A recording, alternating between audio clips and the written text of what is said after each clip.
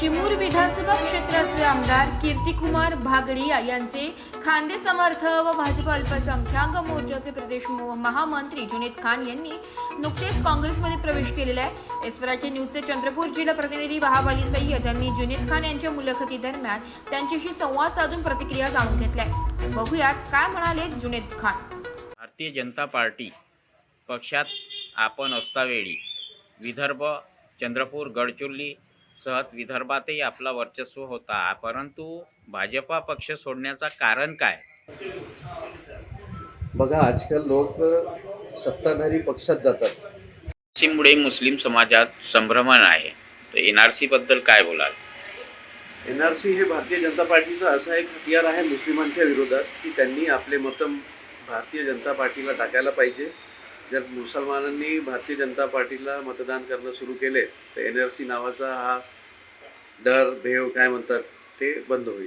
एनआरसीचं प्रकरण भारतात चालू आहे। एनआरसीमुळे मुस्लिम समाजाला काही विघातक तत्वावर आधारित मुस्लिम समाजाच्या षडयंत्र केलेलं आहे का मुस्लिम समाजासाठी? भारतीय जनता पार्टीने नेहमीच मुस्लिमांना टार्गेट केलेलं आहे आणि त्यांना भेव दाखवून त्यांची मते मिळवण्यासाठी हे करण्यात आलेलं एक षडयंत्र आहे। पण बंटी भाऊ यांचे खंदे समर्थक असतावेळी दुसऱ्या पक्षात जाण्याचा निर्णय का घेतला? बघा, माझे जे संस्कार आहे ना ते कधी हे नाही सांगणार की कुणावर आरोप करू, पण येणारा वेळ दाखवेल कि मैं का बरं तिथून इकडे आलो। आप कांग्रेस में आने के बाद क्या विचारधारा रहेगी आपकी? कांग्रेस में मैं पहले भी था और बहुत अच्छी विचारधारा है। सभी धर्म को लेके चलने की, सभी जाति को लेके चलने की, अमीर गरीब हर इंसान को लेके चलने की विचारधारा कांग्रेस की है। भारतीय जनता पार्टी जैसे हिंदू, मुसलमान, सिख, ईसाई, मंदिर, मस्जिद ऐसी विचारधारा बिल्कुल नहीं है यहाँ पे। और यहाँ एकदम कंफर्टेबल फील होता है हर प्रकार के व्यक्ति को, हर प्रकार के समाज के व्यक्ति को। बीजेपीतून काँग्रेसमध्ये आला तर काँग्रेसमध्ये अनुभव कसे आहेत तुमचे? नाही, छान अनुभव आहे। काँग्रेस अगोदर मी 13 वर्ष काँग्रेसमध्येच काम केलं, मान सन्मान होता तिथे। निवडणुका सुरू आहेत, त्या संदर्भाने मुस्लिम समाजाला काही संदेश देऊ इच्छिता का? मुस्लिम समाजाने विकासासाठी जर मत टाकायचं असेल तर भारतीय राष्ट्रीय काँग्रेसच्या पंजावरच टाकायचं। उमेदवार कोण आहे त्याच्याकडे बघू नका, तुम्हाला फक्त काँग्रेसचा पंजाला मजबूत करायचं आहे आणि पूर्ण ताकदीनं तुम्ही पंजासोबत काँग्रेससोबत राहा। आपण बीजेपीत असतावेळी काही अनुभव आहेत का? नाही आहे ना, काही चांगले लोक पण मिळाली आहे तिथे, पण माणसाला वाटते की आपण जिथे राहतो, जे नेटिव्ह प्लेस आहे आपला, त्या प्रकारचे माणसं जर आपल्या क्षेत्रात असते तर ही वेळ आली नसती।